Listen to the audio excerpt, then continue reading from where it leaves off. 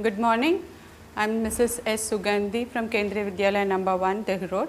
I will be teaching moving charges and magnetism.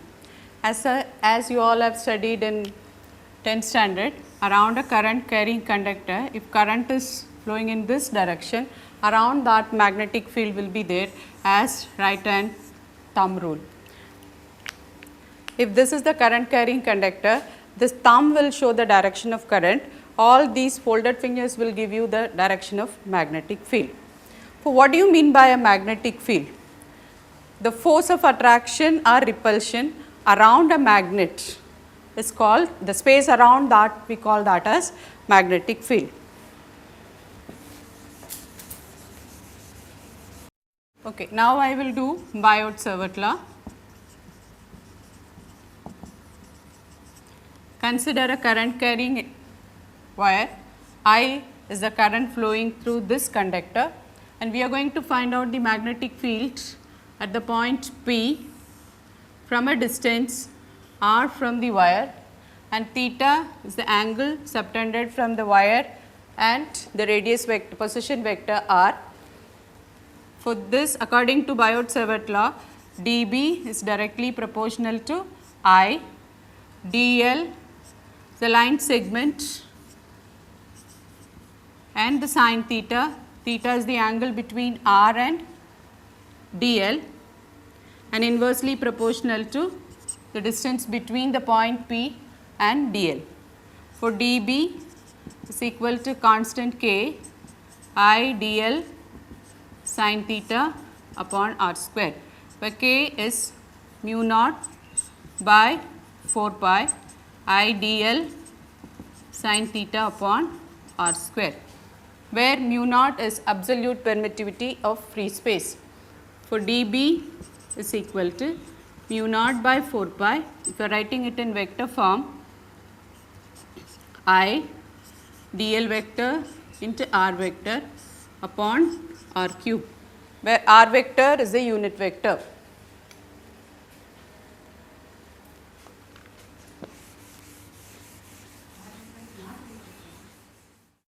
Okay, now let us see magnetic field along the axis of the circular loop.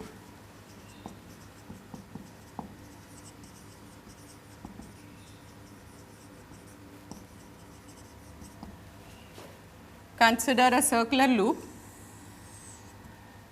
We are going to find the magnetic field at a point P here. Let me explain this with this ring. Imagine this as a circular loop. Now I am going to keep perpendicular to the plane of the board. We can keep the circular loop along the axis as well as along the perpendicular direction. If I am keeping like this, this is along the axis of the board. If I am keeping like this, then it will be along the perpendicular axis of the paper. This perpendicular to the plane of the paper or the board. Imagine this is kept like this. We are going to find out the magnetic field at this point P. For if I am drawing a perpendicular from this or a tangent from this direction, we will be getting like this.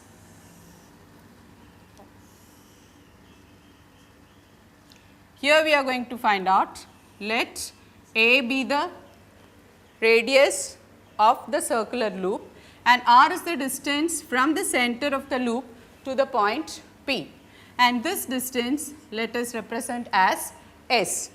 We are going to consider two diametrically opposite segment dl, and here also it is dl. They are diametrically opposite. Imagine I have considered two line segment from this side and diametrically opposite side opposite to each other. For they will cancel each other's effect. Now for example, dl is your this line, we will take this as P dash. Let P dash P is the tangent of the circle and this angle will be phi. We are going to resolve the magnetic field at this point to two components, one along the horizontal component, the other one along the vertical component. For now, if I am drawing a perpendicular to the tangent, this will be the resultant B. This be dB sin phi, let this be dB cos phi, and this will be dB dash cos phi.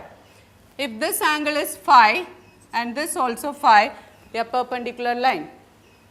And now, we are going to use your Biot-Savart law. What is your Biot-Savart law? You know that dB is equal to I dl sin theta upon r square. Here what is r? S is the distance we have considered from the segment dl. Since these two are equal and opposite, they will cancel each other's effect. For the cos phi term will not be there. D phi cos phi and dB dash cos phi cancels each other's effect. For now, I dl sin theta, k I dl sin theta upon s square. What is k? You know already, it is mu naught by 4 pi I dl sin theta upon s square.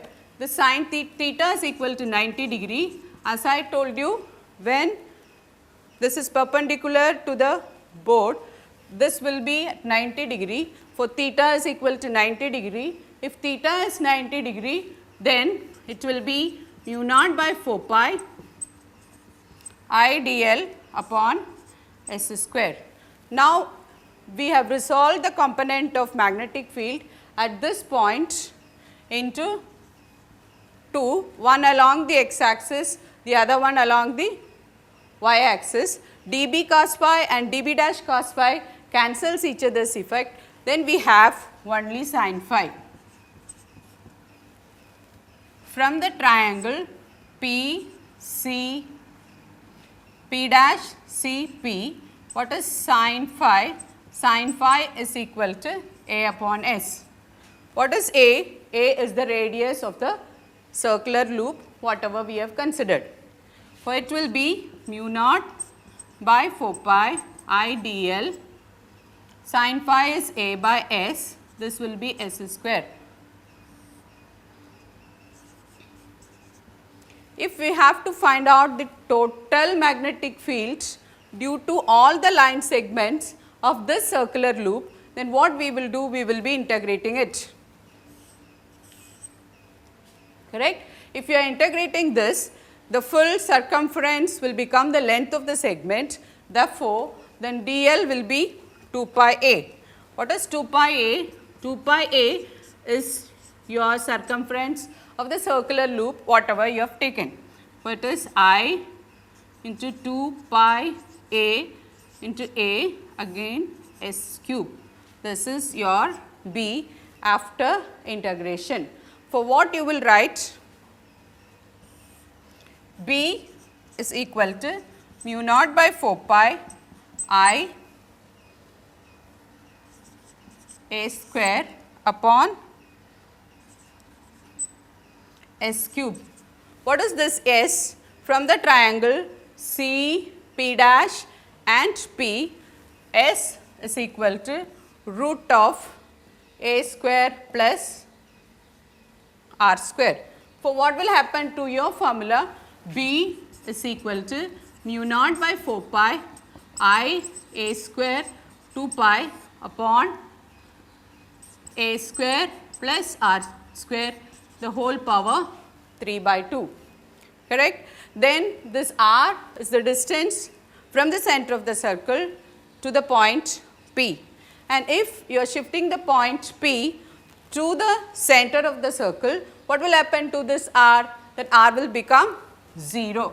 If r is equal to 0, that means the point P is at the center. Then your formula will become B is equal to mu naught by 4 pi I a square 2 pi upon a cube. So, finally, what will happen to your formula or the magnetic field at the center? B is equal to mu naught by 4 pi I A square upon A cube. You know A is the radius, sorry, A is the area of the circle, capital A is the area of the circle, then it will be mu naught by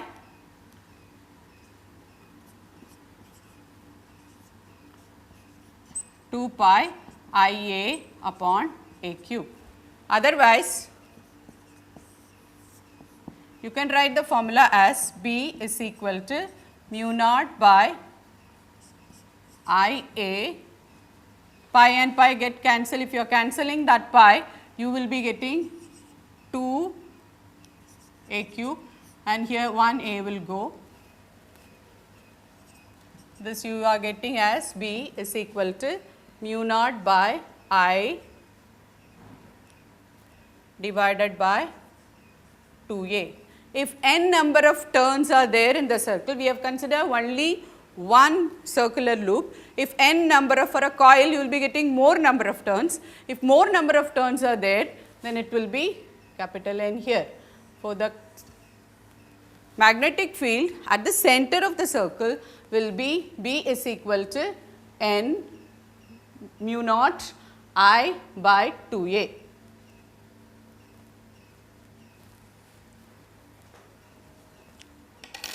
Okay, next we can see Ampere's circuital law.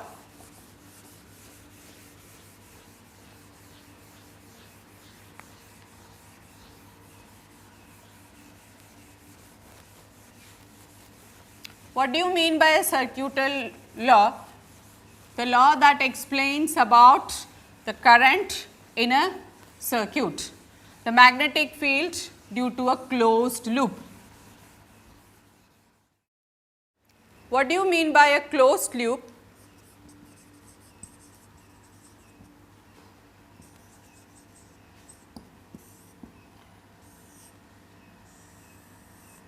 If you are taking a circular loop, this is closed, it is not open. If you are imagining this as a current carrying conductor, this is straight. You can bend this and make as a circular loop. Now, there will be a closed path, current will flow from one end to the other end and it will reach the same point. For integral B dot dl is equal to mu naught I. Integral B dot dl is equal to mu naught I. Why I have put the circular loop here? It is a closed path, it is already closed. For B dot dl is equal to mu naught I, where I is the current flowing through the circular loop or any closed path. It can be like this also, it is a closed loop, but it should end where it begins.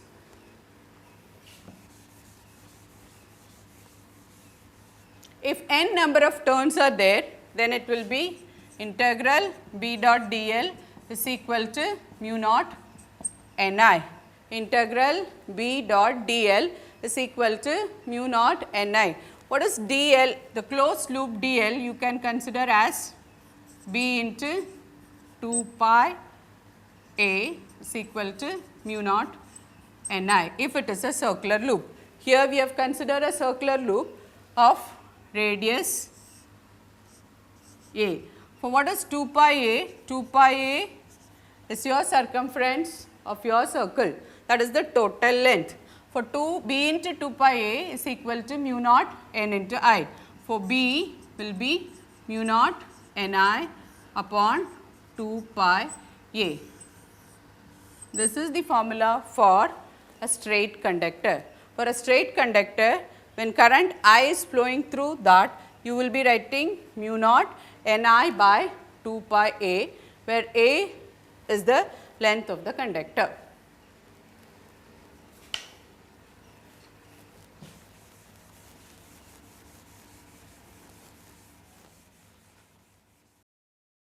Okay, now we are going to see force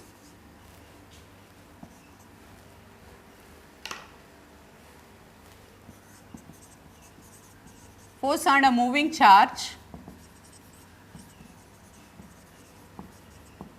in a magnetic field. Consider a charge q. This charge is going to move with a velocity v. It's already moving with a velocity v. Let this be y axis, this is your z axis, and here is your x axis. And this will show the direction of force, and here will be your direction of magnetic field. As you know, these are all vectors. Force is a vector and the magnet charge is moving in this direction with a velocity v, and let be the magnetic field wherein which the charge is kept. But the charge will experience a force in this direction, in a perpendicular direction to the charge q.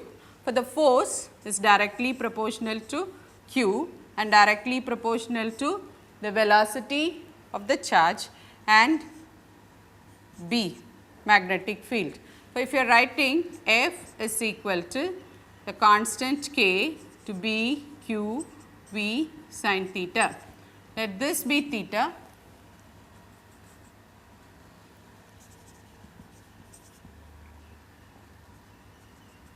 We are resolving the vector V into two components, one along the y axis, one along the x axis.